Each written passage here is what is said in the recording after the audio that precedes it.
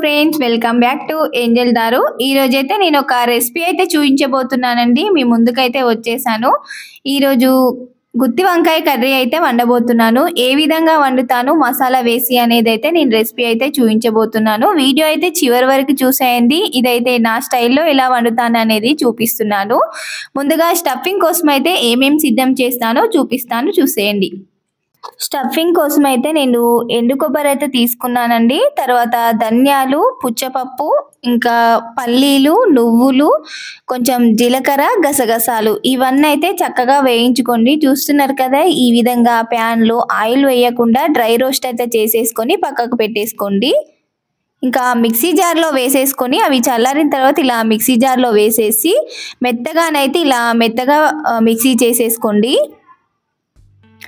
ఇలా మిక్సీ చేసిన తర్వాత నానబెట్టిన కొంచెం చింతపండు అయితే వేసుకున్నానండి. తర్వాత వెల్లుల్లి, ఒక 2 టమాటోలు అయితే వేసేసుకుంటున్నాను. తర్వాత ఒక ఉల్లిగడ్డ, చిన్న అల్లం ముక్క అయితే వేసేసుకున్నానండి. ఇందులోనే ఇంకా కొత్తిమీర కూడా యాడ్ చేసుకున్నానండి. 2 పచ్చిమిర్చి, ఇంకా మసాలా అయితే ఒక యాలక్కాయ, చెక్క, 2 అయితే లవంగాలు అయితే యాడ్ చేసి రుచికి తగ్గట్టుగా ఉప్పు, కారం యాడ్ చేసుకున్నానండి. ఇంకా ఇందులోనేనండి రుచికి తగ్గట్టుగా ఉప్పు, కారం అనేది యాడ్ చేసుకోవాలి. కొంచెం అయితే వాటర్ అనేది యాడ్ చేసుకొని తర్వాత ఇలా మెత్తగానైతే ప్యూరీ చేసేసుకోండి. మరీ వాటర్గా కాకుండా ఇలా కొంచెం గట్టిగానైతే వచ్చేలాగానైతే మిక్సీ చేసేసుకోండి. ఇలా మిక్సీ చేసేసుకొని పక్కకు పెట్టిన తర్వాత ఇంకా వంకాయలను అయితే ఇలా వాటర్లో వేసేసుకోండి. చూస్తున్నారు కదా, ఉప్పు వేసిన వాటర్లో అయితే వంకాయలు వేసేసి ఇలా 4 వక్కలు అయితే గుత్తి వంకాయ టైపు ఇలా కట్ చేసుకొని అయితే పెట్టేసుకున్నాను. ఇందులో మనం ముందుగా చేసిన మసాలా అయితే స్టఫింగ్ అయితే పెట్టేస్తున్నాను. చూస్తున్నారు కదా, ఇంకా అన్ని వంకాయలకైతే ఇలా స్టఫింగ్ అనేది పెట్టేసుకొని పక్కకైతే పెట్టేసుకున్నానండి.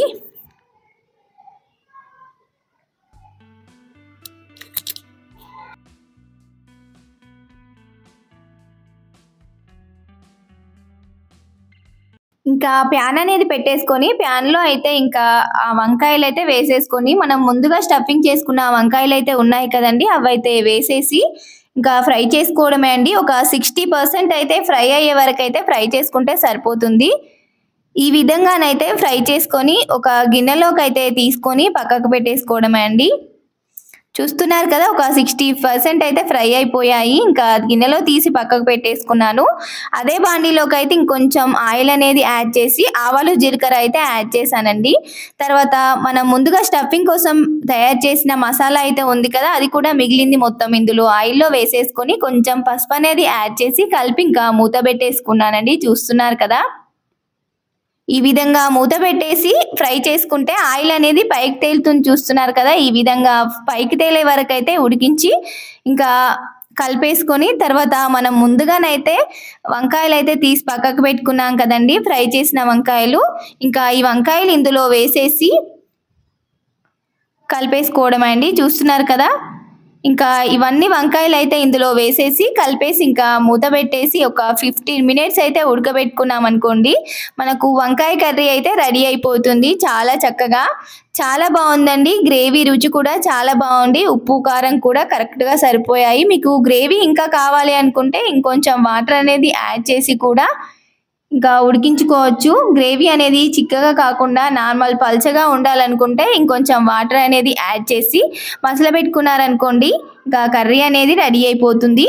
చివరికైతే ఇంకా మూత పెట్టి 15 మినిట్స్ అయితే ఉడికించాను కదండి, ఇంకా చివరికి కొత్తిమీర అనేది యాడ్ చేసుకొని మనం దించేసుకున్నాం అనుకోండి, కర్రీ అయితే రెడీ అయిపోయింది.